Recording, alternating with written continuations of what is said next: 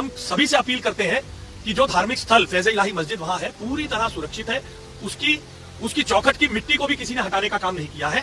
वहां पर आजू बाजू में कुछ बैंक्वेट्स और कुछ ऐसे प्रतिष्ठान बने थे जिस पर कोर्ट के निर्देश पे कार्रवाई हो रही है।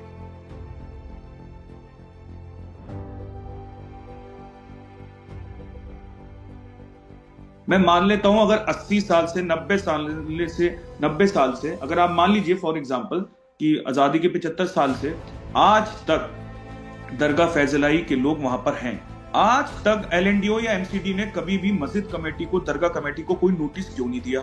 आज तक एमसीडी ने या एलएनडीओ डिपार्टमेंट ने, सरकारी प्रशासन ने आज तक अभी तक कोई हाई कोर्ट क्यों नहीं गया इस चीज के अगेंस्ट कि भाई ये जगह हमारी है और मस्जिद फैजलाई के लोग यहाँ पर काबिज होके बैठे हुए हैं? 70-80 सालों में ये तमाम सरकारी प्रशासन कहां सो रहा था? ये सबसे बड़ा सवालिया निशान खड़ा होता है। रात के 2 बजे मुझे बता दीजिए, अगर कुछ दाल में कुछ काला नहीं है तो क्या वजह है कि रात के 2 बजे एमसीडी ने, कॉर्पोरेशन ने बुलडोजर यहाँ पर चलाया? रात के 2 बजे आप दिन के सुबह 10 बजे 11 बजे क्यों नहीं चला सकते थे? नमस्कार। पुरानी दिल्ली या शाहजहानाबाद, जी हाँ, वो इलाका जो एक तरह से दिल्ली की शान है, वही असली दिल्ली कहलाता है। पिछले करीब 36 घंटे बेहद फिक्र के गुजरे हैं उन तमाम लोगों के लिए जो आसपास रहने वाले हैं।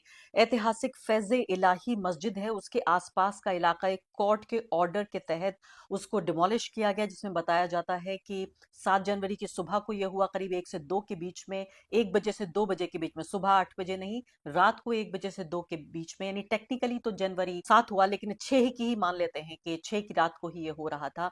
और आप ये सोचिए, बताया जा रहा है कि इसमें एक डिस्पेंसरी है और एक तथाकथित रूप से बारात घर है। इन दोनों जगहों को डिमोलिश किया गया, जहां बताया जाता है कि गरीब लोगों का इलाज होता था डिस्पेंसरी में, और बारात घर में यहाँ गरीबों की ही शादियां होती थी। अब इसको लेकर आप ये सोचिए कि अफवाहों का बाजार गर्म हुआ कि ये जो फैज़े इलाही मस्जिद है इसको नुकसान पहुंचा है। वहां लोग दर्जनों की तादाद में जमा हुए, पत्थरबाजी भी हुई, कई जो सुरक्षा कर्मी हैं वो घायल हुए, और उसके बाद जाहिर है हमने देखा कि गिरफ्तारियां भी वहां पर हुई। हालात अभी कंट्रोल में, काबू में नजर आ रहे हैं, लेकिन पूरा सूरत हाल है क्या, आखिर हुआ तो हुआ क्या वहां, ये जानना बेहद जरूरी है। क्योंकि ऐसे वक्त में जबकि अफवाहों का बाजार गर्म हो, ऐसे में तथ्यों को जानना बेहद मुश्किल होता है, लेकिन बेहद जरूरी भी होता है। इसी मुद्दे पर बातचीत करने के लिए वहां हमारे साथ मौजूद हैं आले मोहम्मद इकबाल, जो कि मटिया महल से विधायक हैं और साथ साथ डेप्यूटी मेयर भी रह चुके हैं दिल्ली के। उनका पूरा परिवार राजनीति में है और उसी इलाके में वो लोग रहते हैं, उस इलाके के बाशिंदे भी हैं, रहते भी उसी इलाके में हैं, राजनीति भी उसी इलाके में करते हैं।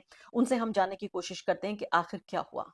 आले मोहम्मद साहब, सबसे पहले तो मेरा आपसे सवाल यही होगा कि पिछले 48 घंटे में हमने जो अफवाहों का बाजार गर्म देखा है, जिसकी वजह से वहां हिंसा हुई, गिरफ्तारियां भी हुई, मैं एक इलाके के जिम्मेदार विधायक के तौर पर आपसे ये जानना चाहती हूँ कि पूरा सूरत हाल हमें बताइए कि आखिर तुर्कमान गेट पे हुआ तो हुआ क्या। देखिए, आज से तकरीबन 2 महीने पहले अक्टूबर में एक फाउंडेशन जो थी वो कोर्ट गई थी कि उन्होंने ये कहा कि दरगाह फैजलाई, मस्जिद फैजलाई और उसके आसपास एक इंक्रोचमेंट है, और इंक्रोचमेंट है जहां पर बारात घर चलता है, जहां पर कोई डिस्पेंसरी चलती है, और वहां पर एक चैरिटेबल डिस्पेंसरी चलती है। उसके अगेंस्ट वो लोग हाई कोर्ट जाते हैं। हाई कोर्ट तुरंत उनकी बात को सुनते ही एमसीडी की एक कमेटी को गठित करता है, और एमसीडी को ये कहता है कि आप लोग हियरिंग करो, जिसमें एमसीडी को, एलएनडीओ डिपार्टमेंट को, और उसमें दिल्ली वक्फ बोर्ड को और मस्जिद कमेटी के लोगों को पार्टी बनाते हैं और उनकी हियरिंग करते हैं। महज 2 या 3 सुनवाई के अंदर एमसीडी उसको सुनवाई करती है, और सुनवाई करने के बाद 22 दिसंबर को एक ऑर्डर जारी कर दी थी कि हाईकोर्ट ने हमको ये आदेश दिया था कि इनकी हेयरिंग करो, उनकी सुनवाई करो कि ये जमीन, ये लैंड किसका है, क्या है। मस्जिद कमेटी वहां पर और दरगाह कमेटी पिछले 100 साल से मस्जिद दरगाह फैजलाई के साथ साथ उस जमीन पर है।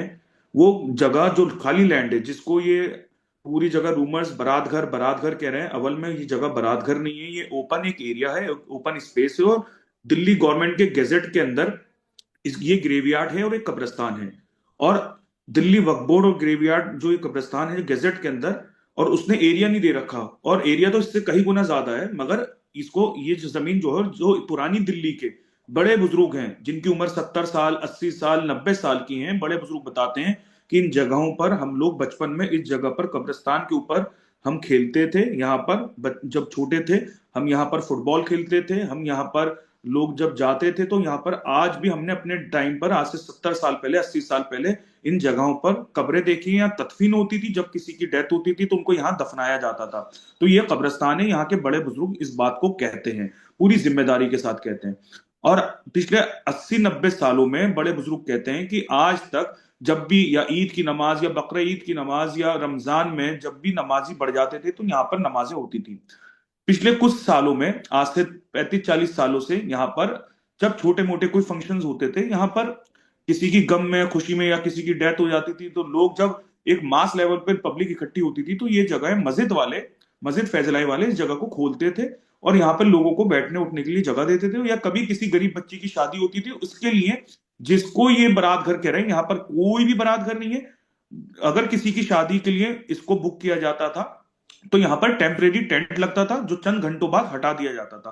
और यहाँ पर पिछले महीने तक हमेशा से टेंट लगता था और टेंट लगने के बाद उस टेंट को हटा दिया जाता था। एक चैरिटेबल यहाँ पर क्लिनिक चलता है जहां पर डायलिसिस सेंटर है, जहां 30 रुपए की 3 दिन की दवाइयां दी जाती हैं।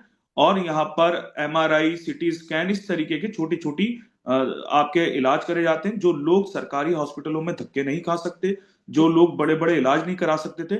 एक चैरिटेबल, मतलब कोई इस मैं चैरिटेबल, अगर आपकी बात को जी हाँ, मैं आले मोहम्मद साहब, अगर आपकी बात को मैं सही समझ रही हूँ, आप ये कह रहे हैं कि वहां कोई बना हुआ स्ट्रक्चर नहीं था, एक डिस्पेंसरी थी जो गरीब लोगों का इलाज करती थी। दूसरे एक तरह से शामियाना लगाकर वहां भी आप यही दावा कर रहे हैं कि गरीबों के ही बच्चों की शादियां हुआ करती थी, जो लोग ज्यादा बड़े हॉल्स अफोर्ड नहीं कर सकते। तीसरी महत्वपूर्ण बात आप ये कह रहे हैं कि ये कब्रिस्तान के आसपास की जमीन है। लेकिन यहाँ सबसे बड़ी बात यहाँ पैदा होती है, हमारे दर्शकों को फैक्ट्स, तथ्य जानना जरूरी है कि क्या ये तमाम दावों के बावजूद ये जमीन जो अभी जिसको जो स्ट्रक्चर है उसको ढाया गया है, या जो मस्जिद इलाही है उसके आसपास के स्ट्रक्चर को ढाया गया, मैं उस अफवाह पे जरूर आऊंगी, लेकिन क्या ये जमीन लीगली उनकी है? क्या जो लोग वहां पर थे, इस जमीन पर काबिज थे, इस जमीन को ऑक्यूपाई किया हुआ था, क्या वो उनकी जमीन है? क्या वो वक्फ बोर्ड की है? देखिए, मैं आज पूरी जिम्मेदारी के साथ कह सकता हूं कि पूरे देश का वक्फ बोर्ड आज सरकार के सामने सरेंडर कर चुका है। वक्फ बोर्ड से हम कोई सबर, या वक्फ बोर्ड से हम कोई हेल्प की उम्मीद नहीं रख सकते। वक्फ बोर्ड आज की तारीख में सरेंडर कर चुका है। वक्फ बोर्ड के कोई भी ऑफिसर्स आज सरकार के अगेंस्ट नहीं जा सकते। और वक्फ बोर्ड आज हमारी लिए रहमदिली के बदले, और वक्फ बोर्ड हमारी मस्जिद को, मदारिसों, खानकाहों के अगेंस्ट जा चुका है। 0.195 एकड़ 0.195 एकड़ दिल्ली वक्फ बोर्ड ने कोई 1940 का एक एग्रीमेंट दिखाया था कि इस एग्रीमेंट में दरगाह फैजलाई के पास ये जमीन है। मैं मान लेता हूं अगर 80 साल से 90 साल से अगर आप मान लीजिए फॉर एग्जांपल कि आजादी के 75 साल से आज तक दरगाह फैजलाई के लोग वहां पर हैं। अव्वल तो बड़े बुजुर्गों को कहना है कि 100 साल से हैं, हम 70-75 साल से मान लेते हैं। ये दो डिपार्टमेंट ये क्लेम करते हैं कि तुर्कमान गेट दरगाह फैजलाई की जगह MCD की है और LNDO डिपार्टमेंट की, LNDO ने MCD को दी थी। आज तक LNDO या MCD ने कभी भी मस्जिद कमेटी को, दरगाह कमेटी को कोई नोटिस क्यों नहीं दिया?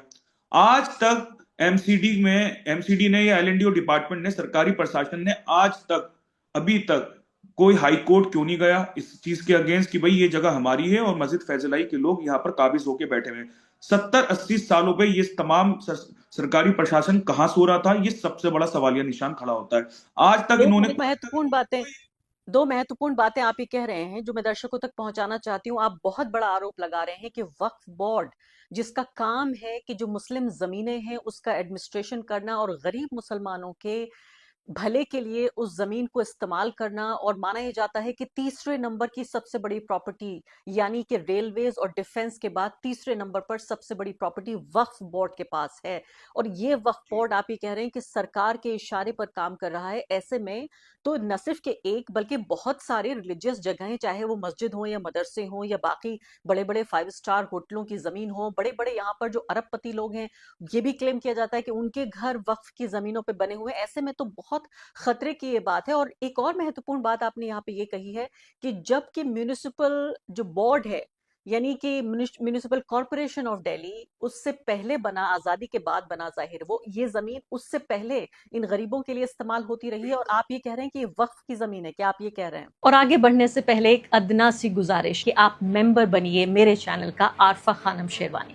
अगर आप मेंबर बनते हैं, आपके समर्थन से आप मेरा हाथ मजबूत करेंगे, इतना मजबूत कि मैं सत्ता का कॉलर पकड़ के सवाल पूछ सकूंगी, और जो हमारे समुदाय में हाशिए के जो तबके हैं उनकी आवाज उठा सकूंगी। आप यकीन जानिए, आपका एक छोटा सा सहयोग मेरे लिए इतना बड़ा होगा जिसके लिए आप अंदाजा भी नहीं लगा सकते।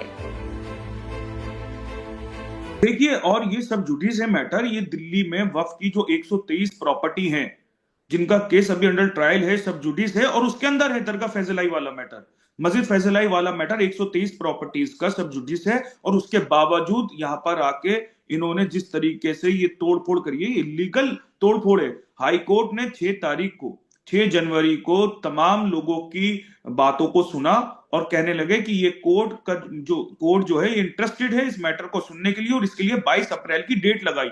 जब 22 अप्रैल की डेट लग चुकी है, उसके बावजूद 6 तारीख की सुबह तो आर्गुमेंट चल रही है दिल्ली हाई कोर्ट के अंदर, और शाम को रात को 10:30-11 बजे के बाद बुलडोजर, तकरीबन 25 बुलडोजर को तुर्कमान गेट पे लाया जाता है, और रात के 2 बजे मुझे बता दीजिए, अगर कुछ दाल में कुछ काला नहीं है तो क्या वजह है कि रात के 2 बजे एमसीडी ने, कॉर्पोरेशन ने बुलडोजर यहां पर चलाया। रात के 2 बजे आप दिन के सुबह 10 बजे 11 बजे क्यों नहीं चला सकते थे?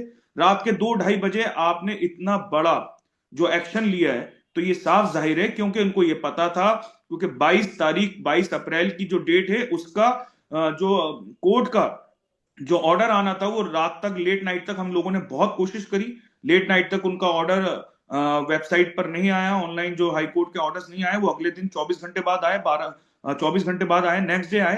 तो जिसकी वजह से इन्होंने कहा कि हमारे पास तो अभी तक कोई ऑर्डर नहीं है, अगर आपके पास कोई 22 अप्रैल का ऑर्डर है तो हमने कहा आप एमसीडी के वकील हाई कोर्ट में पेश हुए थे, आप उनसे मालूम कर सकते हैं, एलएनडीओ के वकील से मालूम कर सकते हैं, आप वक्फ बोर्ड के वकील से मालूम करिए कि नेक्स्ट डेट तो 22 अप्रैल लगी है। और जब ऑनगोइंग मैटर चल रहा है, जो सब जुडिस हो चुका है मैटर, और उसमें आप लेट नाइट कैसे एक्शन लेना है? तो इन्होंने कहा कि कल तक वो ऑर्डर आ जाएंगे।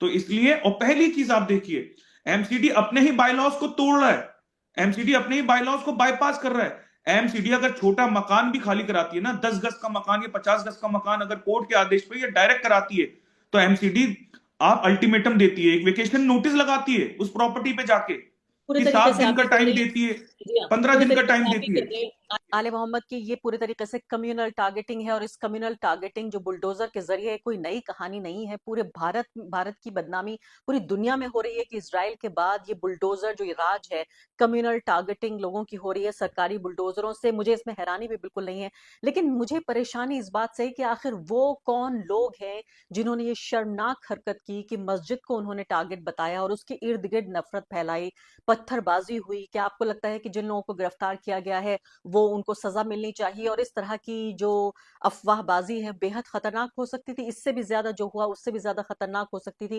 क्योंकि दुर्भाग्यपूर्ण तरीके से कई सुरक्षाकर्मी भी जख्मी हुए हैं, और इसकी जिम्मेदारी तो किसी को लेनी होगी।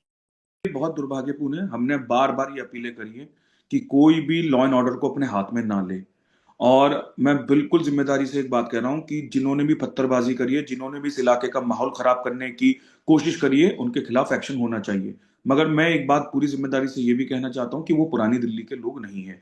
वो कौन शरपसंद लोग हैं, ये पुलिस प्रशासन उसकी पूरी गंभीरता से इंक्वायरी करे। मैं उम्मीद करता हूं कि वो लोग सामने आए जिन्होंने इस इलाके का माहौल बिगाड़ने की कोशिश करी है, जिन्होंने पुलिस के ऊपर पथराव करने की कोशिश करी है। वो बिल्कुल दुर्भाग्यपूर्ण है। मगर यहाँ के जो लोग हैं, जो यहाँ के नौजवान हैं, उन्होंने, हाँ, उनके एक सेंटिमेंट्स का मामला था, उन्होंने नारेबाजी करी होगी, मगर वो नारेबाजी करके सब, जब पुलिस ने उनको अलर्ट करा कि हमको यहाँ पर कानून के दायरे से एक्शन लेना है, आप जाएं, हम कानून, फिर मैं आपको जिम्मेदारी से कह रहा हूं, पुरानी दिल्ली का कोई नहीं था।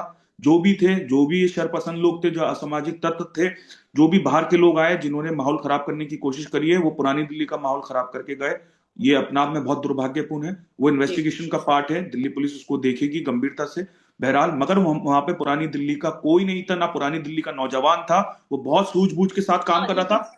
आले मोहम्मद साहब, मुश्किल है, ये कई सौ लोग जमा हुए, उसमें कोई भी पुरानी दिल्ली का नहीं था, ऐसा कैसे संभव हो सकता है? ये तो हो सकता है कि कुछ शरपसंद लोग बाहर से आए हों, उन्होंने पत्थरबाजी की हो। जो यहाँ के लोकल लोगों से बात हुई है, और वहां पर उन लोकल लोगों से जो मेरी बात हुई है, जो इलाके के लोगों से और राय मशवरे की बात, तो उन्होंने बताया कि इस इलाके का नौजवान समझदारी से काम ले रहा था। अगर उनको करना ही होता तो पिछले 15 दिन से ये मैटर चल रहा है, पब्लिक मास लेवल पे इकट्ठी हो रही है फैजलाई के बाहर, तुर्कमान गेट के बाहर। ये 15 दिन पहले भी हो सकता था, ये डेली लोग फैजलाई पे इकट्ठे हो रहे थे, मगर ये पहले नहीं हुआ। मगर देखिए ये दुर्भाग्यपूर्ण है, ये इन्वेस्टिगेशन का पार्ट है। मैंने कहा अभी इस पे कुछ कहना मुनासिब नहीं है, ये इन्वेस्टिगेट करेगी दिल्ली पुलिस, मगर ये ऐसा नहीं होना चाहिए। लॉ एंड ऑर्डर को हाथ नहीं लेना चाहिए। हाईकोर्ट से अगर हमारे पास मायूसी है तो हमारे पास और बड़ा दरवाजा है, हम सुप्रीम कोर्ट जाएंगे। और बड़े कानून का दरवाजा है वो खटखटाना चाहिए। जी आलिम मोहम्मद साहब, बहुत बहुत शुक्रिया, आपने हमसे बातचीत की।